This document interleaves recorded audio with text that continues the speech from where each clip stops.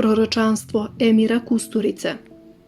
Kada počne nuklearni rat, čovečanstvo će zakoračiti u pakao, a onda će se desiti ovo. Veliko poštovanje. Dobrodošli na kanal Zelena šljiva. Ako dođe do kataklizme kapitalizma, ako krene razmena nuklearnih raketa, nestaće ljudi u paklenoj vatri, a vasiona će ćutke apsorbovati ovaj događaj. I zemlja će ponovo biti, ali zaslužno sama, baš kao što je bila i pre 15 miliona godina. Ako se neke životinje prošvercuju, što bi bilo pravedno, sve će ličiti na UEFA-ine zabranjene utakmice. Preostale životinje igraće finale za opstanak svoje vrste, ali neće biti gramzivih ljudskih očiju u areni. Na ovome navodi podatak da su posle atomske bombe koje su Sjedinjene Američke Države bacile na Hirošimu, biljke pametno iskoristile radijaciju. Rasle su pred očima ljudi koji su umirali u paklenoj vrućini i radijaciji. Ako se to desi, zašto će biti tako? Zbog toga što se u poslednjih 10 godina svaki predmet koji se dobro prodavao nazivao smart, od telefona do klozet šolje. U tom postupku svi su postali pametni, samo je čovek ostao glup. I šta drugo može da se desi nekome ko je smislio sve što mu je potrebno, a pritom ostao glup? Nije mi teško da zamislim kako čitava planeta posle atomskog udara ključa kao voda u šerpi dok se priprema supa. Teško mi je da zamislim šta će biti sa nama. Ne treba mašta da se taj nuklearni rat poistoveti sa apokalipsom i čovekovim korakom u pakao. Malo šta će se tu desiti, a da već nismo čitali u knjigama ili nismo već vidjeli u filmovima. Pitanje je da li ćemo stići da vidimo.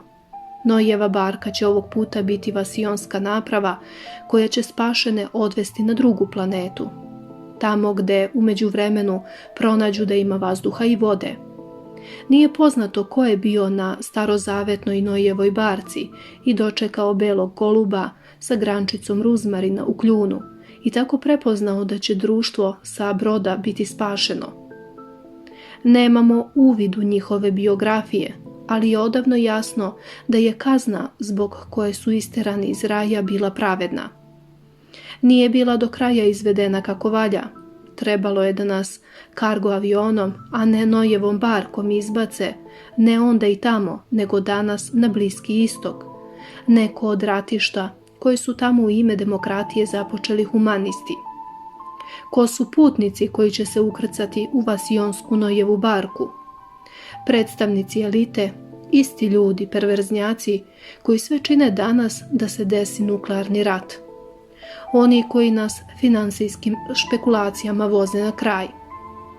Dok iz vasionskog broda budu bacali pogled na majku zemlju, perverznjaci će krivicu prebacivati na čitav ljudski rod i kroz suze konstatovati da tako mora biti.